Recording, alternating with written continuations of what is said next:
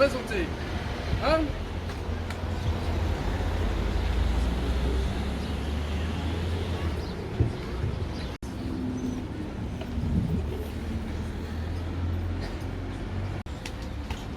Repos. À Juillan, on a le seul compagnon de la libération des Hautes-Pyrénées.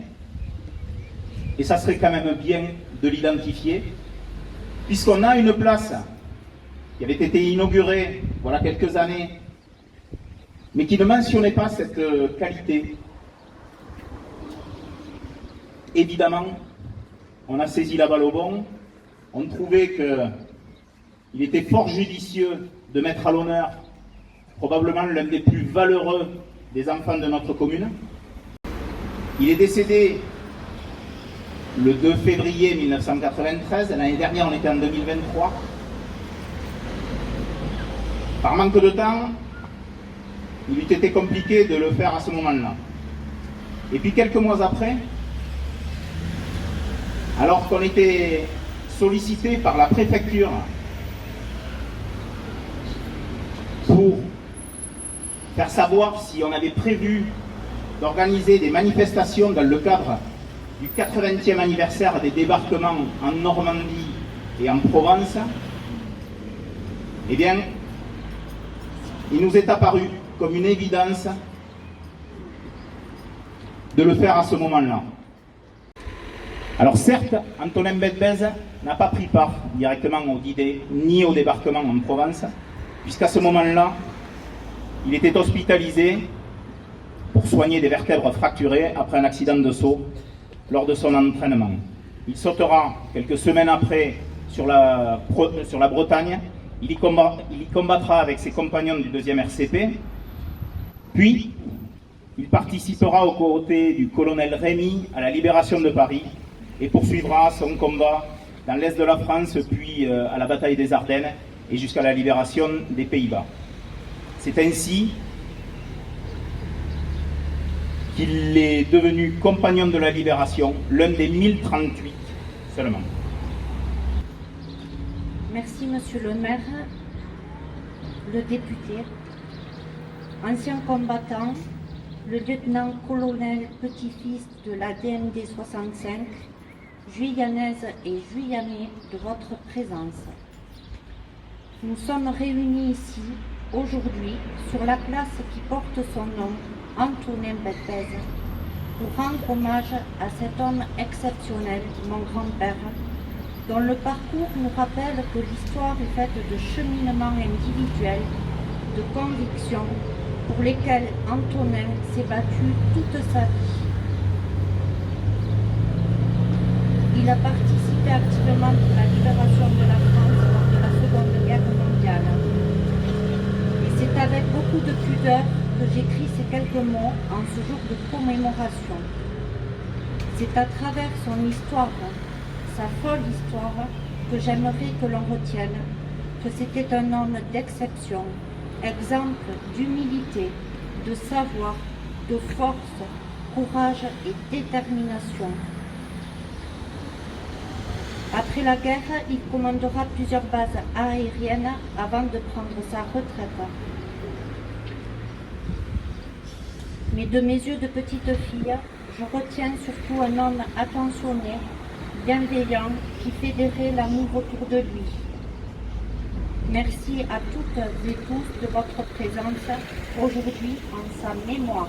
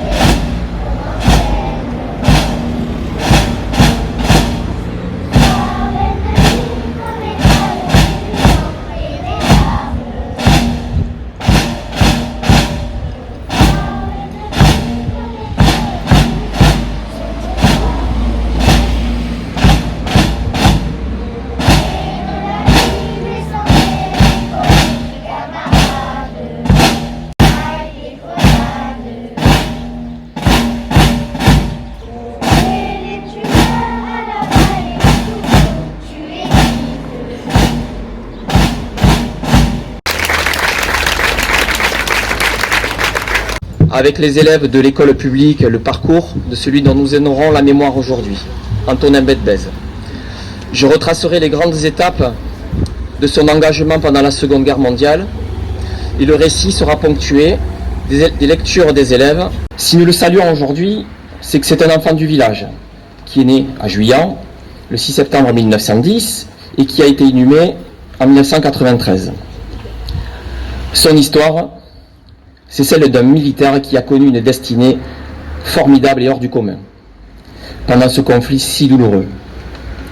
Sa volonté et sa détermination lui ont permis de se tirer de très nombreuses situations périlleuses pendant lesquelles il a mis à de nombreuses reprises sa vie en péril. Un classique du cinéma retrace la fuite de prisonniers d'un stalag. Il s'agit de La Grande Évasion. Pour Antonin Bedbez, c'est une série entière qu'il faudrait lui consacrer. Et cette série, elle pourrait s'intituler Les Grandes Invasions. Vous allez pouvoir en juger. Nous atteignons des forêts dans lesquelles nous nous dissimulons contre la palissade des barbelés. Nous nous faisons la courte échelle et un par un nous retombons de l'autre côté dans un champ de pommes de terre. En sautant, ma main s'accroche aux ronces du barbelé qui en déchire la pomme. Je n'en ressens aucune douleur. La liberté reconquise est un incomparable anesthésique. Ma poitrine se gonfle de bien-être et de satisfaction. Peut-être ne sommes-nous libres pour quelques heures, quelques minutes, mais l'impression ressentie n'est pas moins aussi forte que si nous étions libres pour toujours. Non, vous êtes en Suisse, la joie m'étouffe. Mes jambes ne me portent plus, l'émotion me donne le vertige. Sauvé, libre, je suis libre. Adieu terre d'épouvante, séjour d'esclaves et de souffrance. Adieu pays barbare, hoquetant sous le coup de la commotion qu'elle vient de provoquer. Je dis à la brave femme, je suis heureux, je suis libre, libre, fini la captivité. Où allez-vous? À l'église, je vais avec vous. Pour rafraîchir, la cuve servant de réservoir laissait déborder une eau crasseuse, savonneuse, sur laquelle flottaient d'infectes choses, et sur le sol, cette vase se mélangeait au purin des cabinets. Toutes ces odeurs se combinaient pour dégager l'odeur caractéristique d'une ménagerie, je vous l'assure, exactement cette odeur. Au jour de la guerre, vous avez perdu un grand ami, le lieutenant Charlot, et moi, un excellent officier.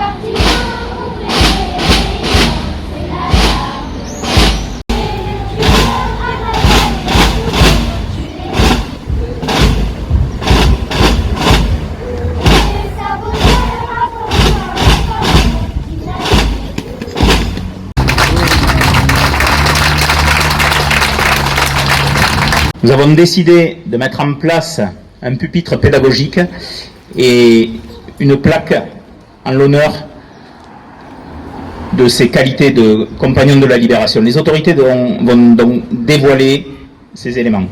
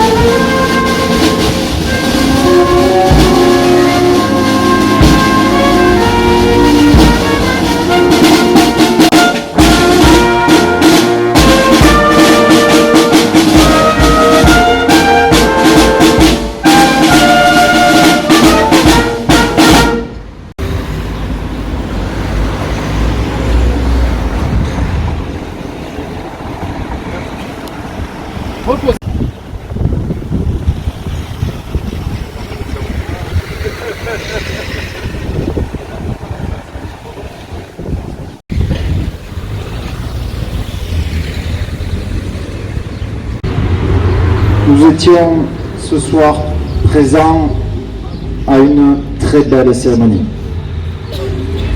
Cérémonie émouvante, une cérémonie qui doit pouvoir donner des idées. Vous avez vu, en fait c'était, comme on dit à Juillan, un vrai lâche-rien. En permanence, il a trouvé des solutions. Alors je sais bien que dans la vie, beaucoup imaginent baisser les bras rapidement. Vous voyez qu'avec un petit peu de perspicacité, d'astuce, d'audace et surtout beaucoup de courage, on arrive à déplacer des montagnes, je ne sais pas, mais en tout cas aller au-delà des montagnes. Lui, il l'a fait. Si lui l'a fait, je ne vois pas pourquoi nous ne pourrions pas tous le faire. Les enfants étaient présents ce soir. Ils ont chanté le chant des partisans, qui est, pour moi, très certainement le plus beau chant qui met à l'honneur si je puis dire, en tout cas, tous les vaillants et courageux soldats et résistants qui ont libéré la France durant la Seconde Guerre mondiale. Je veux remercier maîtresse Fabienne, en bon chef de chorale.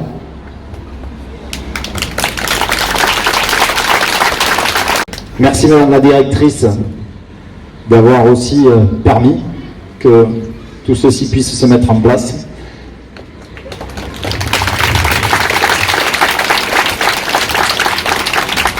Alors, les amis de Robert Clos, ça ne sert plus à rien de les remercier, ils sont en permanence présents et toujours au top.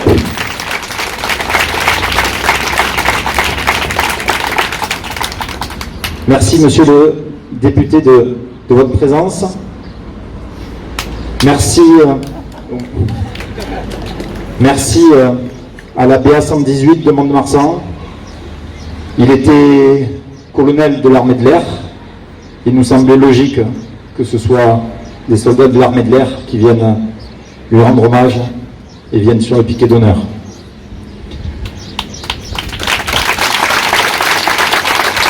Et merci surtout à toi, Christelle, d'être avec nous.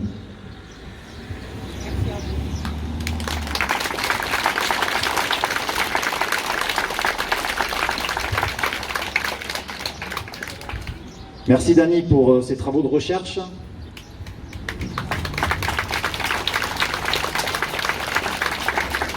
Et Bertrand, en bon chef de cérémonie, dirait, avant de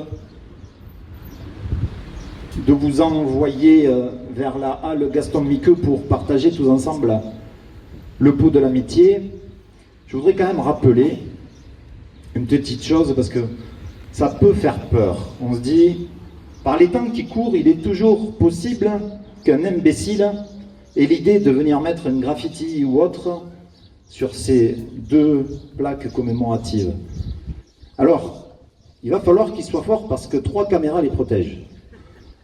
Il y arrivera peut-être, mais on l'attrapera. Je lui conseille de ne pas essayer. Voilà. Mais écoutez, tout est dit. Merci encore à toutes et à tous de votre présence et je vous convie à la halle Gaston Miqueux pour le pot d'amitié.